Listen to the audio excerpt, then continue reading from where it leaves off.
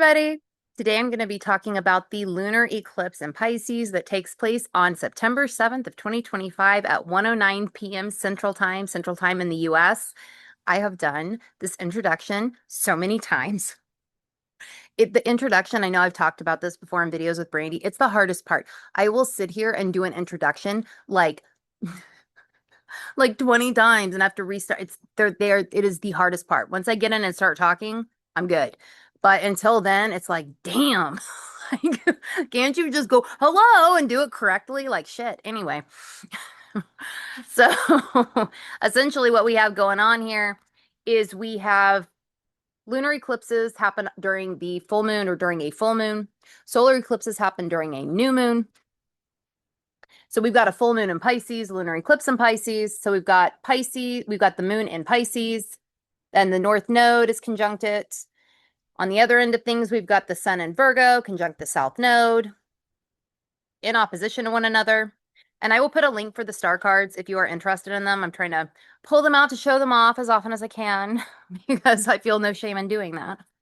They're pretty beautiful and really, really useful for learning this astro language. So if you are interested, I will put the link in the description box where you can check them out. If you want, if, like you're really wanting to learn or whatever, and you just want something pretty, something really pretty that feels really good. I'll put that link in the description box below. But essentially that's what we have going on right now. And then on the 21st, we will have the solar eclipse in Virgo happening, where we've got the new moon in Virgo at 29 degrees. That one's really like, there's a lot of energy there with that one being at the 29th degree. But we're not going to talk about that one right now. We're going to talk about the lunar eclipse in Pisces. I do have a blog post about this if you are more of a reader than a watcher. But because I don't have a script when I do these videos, I don't know what the hell I'm going to say. I do kind of follow my blog. I've got my blog post up here on my phone, kind of following it as the bones of this video, but I probably will say things in this video that I don't say in the blog post, whatever. So if you want to check it out, if you are more of a reader than a watcher, I will put the link in the description box where you can go read that. And one last thing, if you would like for me to read for you about this eclipse, about eclipse season, whatever, if you want me to read your astrology chart, I would love to. If you want me to, I'll put the link in the description box below where you can find me for a reading should you want one. Okay, now down to business. Okay, so we have the North Node conjunct the moon in Pisces. Actually, you know what? Why don't I just share the chart for a few minutes? How about we do that? All right. So this is the chart for this event. And I had to name it all like smashed together like that because otherwise Astro Gold saves shit weird. So I just smashed it all together so I could find it real easy. Okay, so we have the moon conjunct the North Node. We have the South Node conjunct the Sun in Virgo. This is in Pisces. We also have Mercury, which is the ruler of the South Node, ruler of the Sun. In this case, because the Sun is in Virgo, Mercury is the ruler of Virgo. That's also in Virgo, involved with all of this. One of the rulers of Pisces, Neptune, retrograde in Aries, still at 1 degree Aries. And then we have the other one, the other ruler of Pisces, Jupiter, the traditional ruler, in Cancer, where it is exalted, meaning it is exaggerated. Some people like to think exaltation is, they always read it as universally a positive thing. I don't always do that. Just think of it as extra. It's exaggerated, it's extra in whatever way it's going to be exaggerated or extra. And we already have Jupiter, which is kind of extra as it is, or it can be. So we have that going on, and that is trine this eclipse and this full moon, which is nice. So I've got to say, I'm going to stop sharing this for just a second. I have to say, you know, with the lunations that happen along the Virgo and Pisces axis, some years I have, and I don't mean, I'm not necessarily talking about eclipses, just lunations in general, you know, like a new moon in Pisces, full moon in Virgo, whatever. but definitely eclipses because they are so wild and unpredictable. They certainly can be. I gotta say, there are years like that I've just fully flat out ignored them. What ends up happening is for me personally, and there is a bias here. I realize that, but it squares so much in my chart. I've got so much in Sagittarius, all throughout Sagittarius, that when there is a when there is a new moon or a full moon or an eclipse along the Virgo Pisces axis, it's going to square some Sagittarius shit in my chart, and it's going to annoy me. Wait, and I hate saying that because I've got a lot of Virgo energy in my life. I have a lot of close friends that are Virgos, Virgo suns or something prominent in Virgo. I got a lot of I've got a lot of friends that have like Pisces moons or Pisces Mercuries. Like, so I love Virgo and Pisces energy. I know a lot of people love Pisces energy. Virgo energy doesn't get quite the love I think it should. I think I I go to bat for y'all. I like you all a lot. I love you all. You're way too hard on yourselves. But so it's not it's not it's not a stab at anybody that's got, anything going on in those signs because I love you people. Like I really do. Um, but it just squares so much in my chart that I'll kind of be like, oh, okay, I'm just going to pretend like this full moon isn't happening. I'm going to pretend like this new moon isn't happening, whatever. But this one, I've got to say, I like it. This lunar eclipse, I like, which really shocked the shit out of me. I really thought that I'd be like wanting to go under the bed and hide or whatever, or not deal with it. But I actually really, really like this one. So we'll have this happen, right? We'll have this lunar eclipse happen on the 7th, and then we'll have the solar eclipse take place at 29 degrees Virgo, the transiting sun and moon, because solar eclipses are new moons. We'll have this go on the 21st, but we'll get into that one later. I'm just saying, we've got the lunar eclipse, and then we'll have the solar eclipse. And this one is, when you've got the nodes matter here too, right? Because we're talking about eclipses happen along the nodal axis. And the south node is like the past, or it's what you're wanting to move beyond, or from a past life lens, right? If you're into that, it could indicate things like past lives. It certainly could.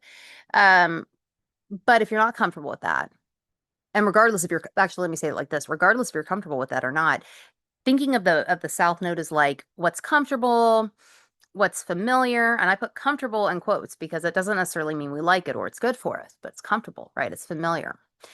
These kinds of things are, but the past, linking to the past, that's a south node thing. Whereas the north node is moving, is progressing, is moving into wherever we are wanting to go, wherever that might be, whatever that might be. And that could be on an individual level, on a collective level, whatever. Like that is what the North Node is. And in a natal chart, it'd be like one of the missions for this lifetime. I love doing readings like that, by the way. They're a lot of fun. I love, love, love, love, love them. But this eclipse is a North Node eclipse because we have the moon, the full moon, or the eclipse, it's happening in the moon in Pisces, is conjunct the North Node, meaning this eclipse is wanting to move people individually and collectively into wherever we're going next, wherever we happen to be going next, that kind of thing. And this one is just, let's talk about Pisces energy. Oh, let me also say this just real quick. You know, you won't ever catch me doing this is what this full moon or whatever means for your sign. You won't ever catch me doing that. Why? Because it doesn't take your whole chart into account. It doesn't take your whole chart into account. It literally just takes into account your ascendant and and that's what it's taking into account. And looking at, what happens when the eclipse falls or whatever lunation falls in whatever houses it falls in based on where your ascendant is and how the chart is set. You won't catch me doing that. Yeah, you just won't. I bring this up because I've been asked before, why don't you do this? That's why. That's why it's not thorough. It's not, it's very generic. And I would much rather give you all ideas for you to play with and to learn on your own rather than me doing something like that, that I don't really think is that helpful. But throwing out some ideas for you about what a certain lunation or even whatever in your chart or in a chart might mean for you, that gets your mind moving rather than me spoon feeding you and telling you this is what it means when it really might not. I haven't seen your fucking chart. I don't know what it looks like. So, or maybe I have, but I'm not looking at it at the moment, right?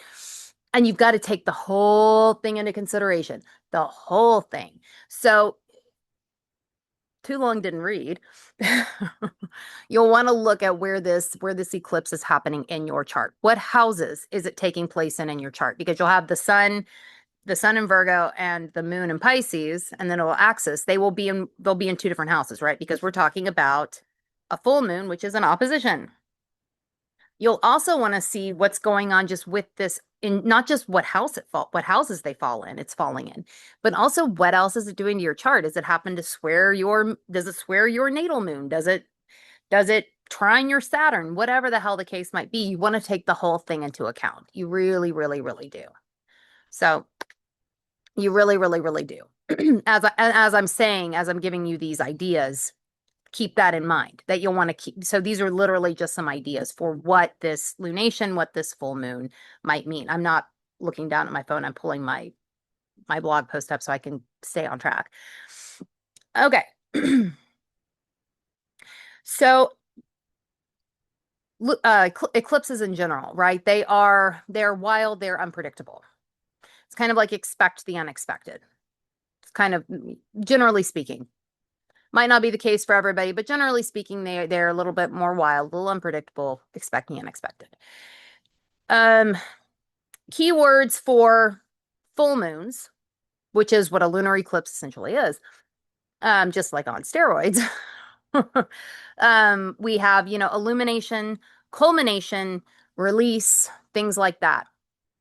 Generally speaking, I'll say this, under full moons and under lunar eclipses, generally not the time to act. That's not always the case, but oftentimes, like something might be illuminated to the person, something might come to a culmination, something might need to be released, but it's generally better to wait just a little bit before doing any of that, acting on whatever comes through. Just because keep in mind, while you might be feeling this eclipse in some way, other people are too. You don't know how they're feeling it. You don't know how they're feeling it. You don't know what they're going to do. So it's generally best to kind of wait. That doesn't mean you wait forever, but it's like if something is illuminated to you that you need to release. And this one is big on release, I think, because Pisces energy releases. That is what it wants to do. That's what it wants. It has an affinity for the 12th house. 12th house is all about release. That's what it wants too. So it's like release is a huge theme here. So while things do need to be probably released,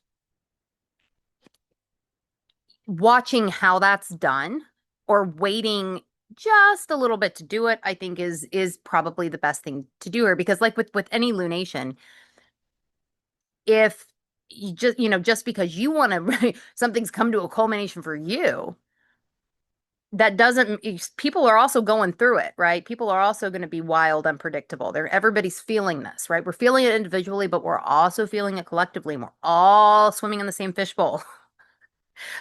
We're all living in the same cage. So to a certain extent. So I guess my point is maybe wait until energy isn't quite so, that kind of thing. Okay, but release is a big one. Release is actually a big thing, I think, for this eclipse.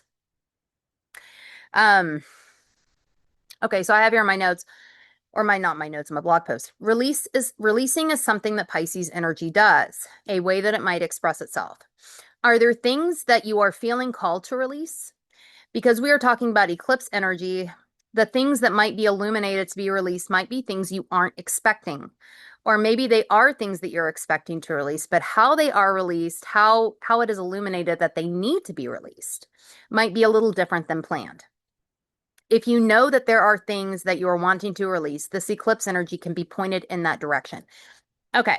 So because I don't know your exact situation and I don't know exactly what this is doing to your chart, but I do really, really feel like release is a big theme here collectively and individually in some kind of capacity. For anybody that has things that they know they need to release, this could be like honestly anything. But if there are things that you need to release, things that cause you, I don't know, do they cause you pain? Do they cause you grief? Do they make you confused? Are they confusing? Are they, are they bad habits? There is something about this too, about releasing bad habits. There really is, because we've got the sun in Virgo, right? And and Virgo is all about habits and and routines and healthfulness. And this could be health, mental health, body health, not usually spiritual health, though I could see how maybe that could play in with the moon in Pisces here.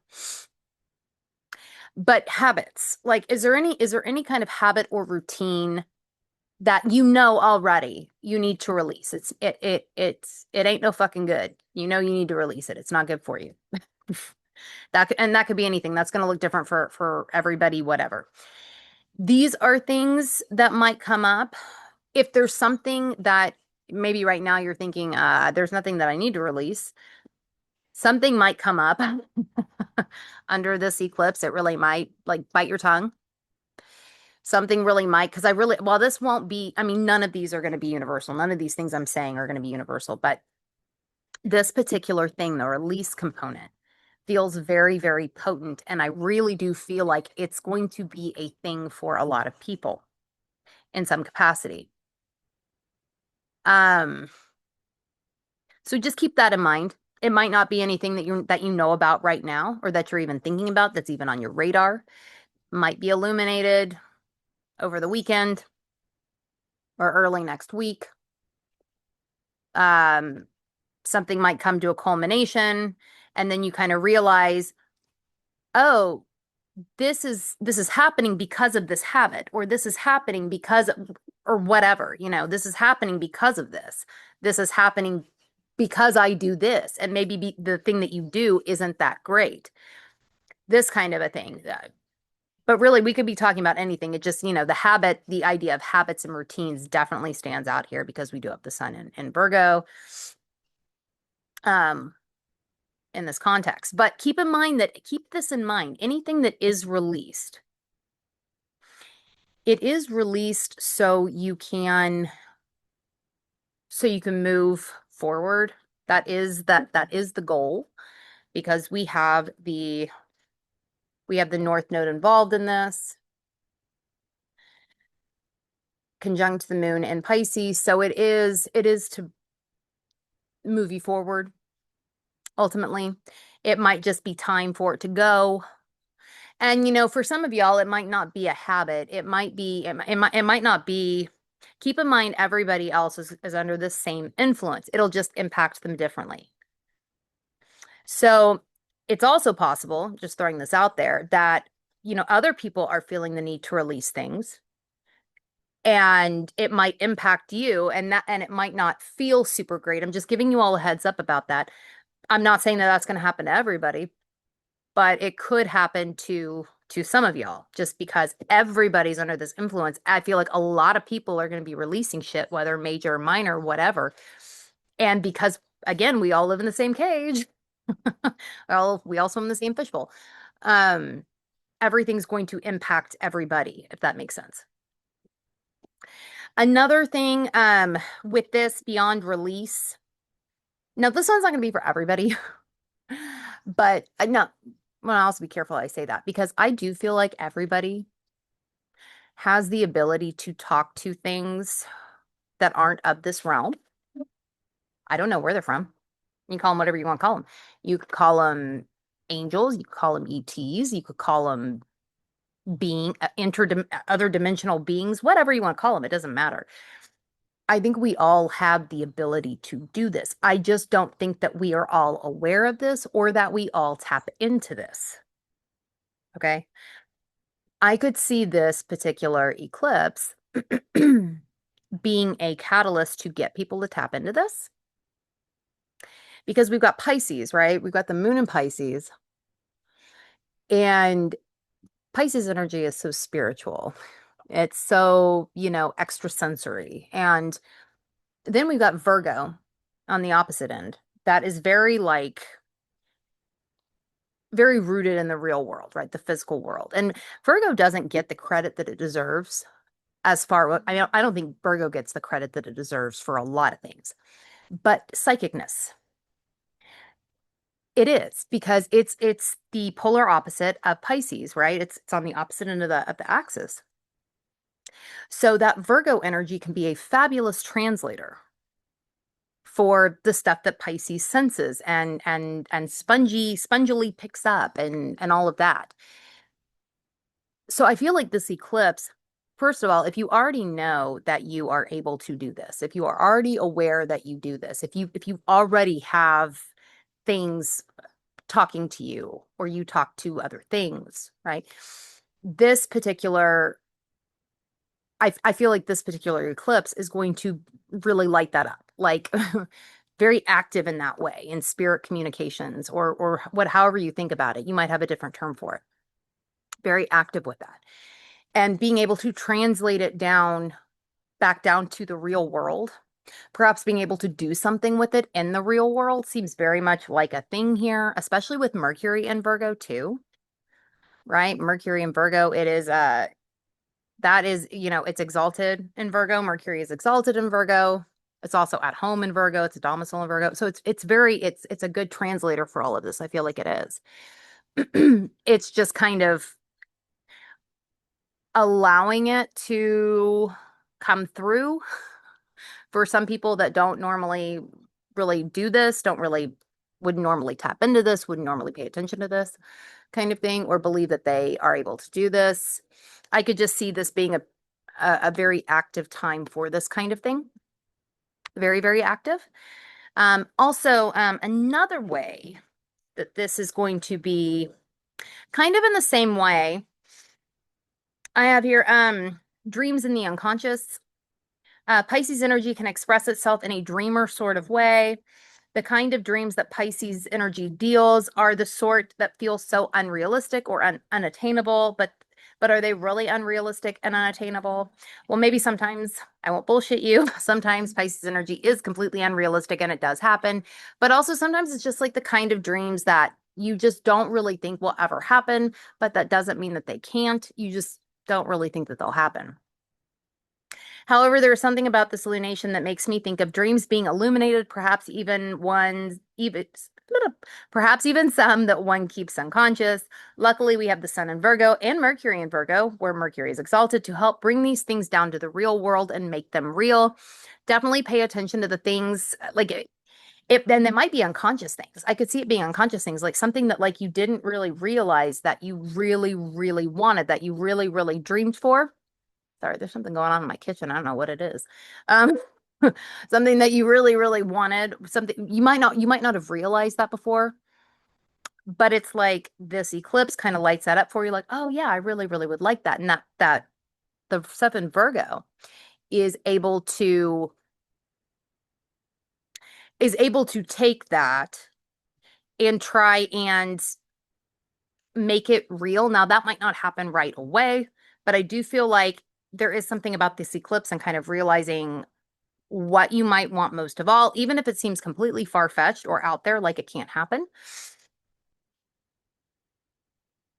The nice trine to Jupiter with the moon and Jupiter, and Jupiter being sextile the sun.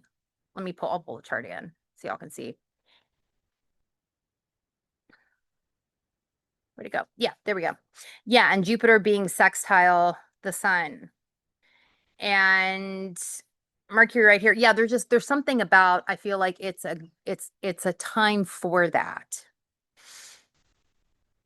kind of a realization to happen. Now, another thing, dreams and sleeping, because Pisces energy is like dreamer energy, but it's also dreams in general. And sleeping would fall under Pisces energy. This eclipse might really be like an energy sucker for some of y'all. Eclipses in general can be because they are so wild and unpredictable. They have so much energy. They can be energy suckers. That won't be the case for everybody, but for some people, it certainly will be. If you need to rest, allow yourself to rest, right? I think that that is an important piece of this. Don't force yourself to keep going if you need to rest. I have here in my thing, listen to your body, which is also very Virgoian because Virgo energy is physical body, health of the mind and the physical body. And rest if you need it. Also, some of y'all might find that you are dreaming more than you normally do. Take note of things that are revealed in dreams under the lunar eclipse. There might be something to do in the physical world with those dreams. I feel like I wrote that last sentence confusing. But essentially write your damn dreams down. If you are somebody who doesn't normally dream and you dream under this lunar eclipse, definitely make sure to write it down and take note of it. If you are somebody who normally dreams, still take note of it. Things coming through that need to come down to earth, translated down to earth into the physical world. Um, and all this stuff that's coming through now, in a couple of weeks when we've got the new moon and solar eclipse in Virgo, they can kind of be like seeds can kind of start being planted at that point to make these dreams more of a reality, if you will. Um, Another thing, this one for some of y'all, this one will feel like a confusing mess. I know I'm being really positive about this one because I really do. I think it's nice overall. I like it a lot. But for some people are gonna feel confused. Some people are gonna feel like they want to escape or like they want to run and hide. This will happen for some of y'all. It's bound to. If you start feeling really confused about something, if you start feeling like you want to escape, you need to go back. That's where this in Virgo is really helpful. Like, go to the details, go back. Like, okay, all of a sudden I feel like I'm feeling real confused. Or all of a sudden I'm overcome with feeling like I want to escape. Why the fuck is that? And and go back to the details. What was I doing? What was I doing right before I felt like this? What was I doing when I started feeling like this? Going back and retracing steps, if you will, to figure out why the hell this might be happening. Because I do think there is something to that, something that can be very helpful for you all, should any of y'all feel that way. But this one by and large does feel a lot nicer than other it just does. It feels like a lot can be done with it. It can be I'm not trying to say it's not going to be difficult for anybody, but I do feel like overall it's very nice. Now, the last thing I want to mention is sensitivity, empathy, and compassion, right? Pisces energy is very, very sensitive, very, very empathetic, very, very compassionate. The sensitivity thing ties into like the spirit communications and whatever, right? Extrasensory things that then Virgo energy can take and translate, bring down to earth, bring to the physical world, make logical sense of, this kind of a thing. So can Mercury and Virgo. But sensitivity in general is a thing, right? Illuminating where you might need to be more sensitive by house, where you need to be more compassionate. This could be to yourself. This could be to other people. This could be to everything, could be both, whatever. But I do think things like this are kind of lit up as well, or certainly could be. Um, and the moon, being trine Jupiter, this being trine Jupiter, Cancer energy is very, very sensitive too. It's not as fluid. It's also a water sign, but it's not as fluid as Pisces. It's not quite as fluid. Pisces energy is very, very is very, very fluid, like feel flows kind of fluid. Cancer energy is changeable too, but not in the same way. Even so, I feel like these two, with this going on, it's just it's just nice. There's a lot of compassion that can be brought down. There's a lot of compassion that you can give yourself. There's a lot of compassion that you can ask for.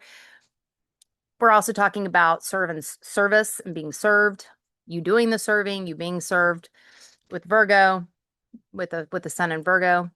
There is some of that too, like being able to ask for that compassion, being served with that compassion by other people, but also being of service, of compassionate service too. Being able to do that in turn, that is important as well.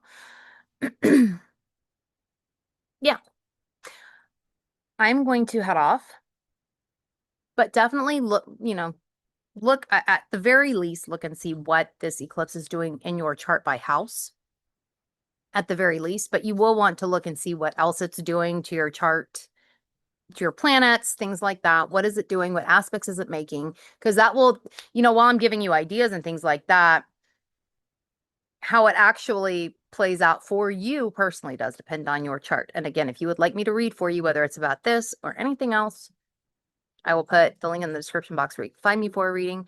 And if you all have any thoughts about this after seeing the chart, I love talking to y'all, even if it's just like typing to y'all. I love it. So leave comments. Let me know how you feel about this one. Are you looking forward to it? Are you not? Curious to hear your thoughts. Okay.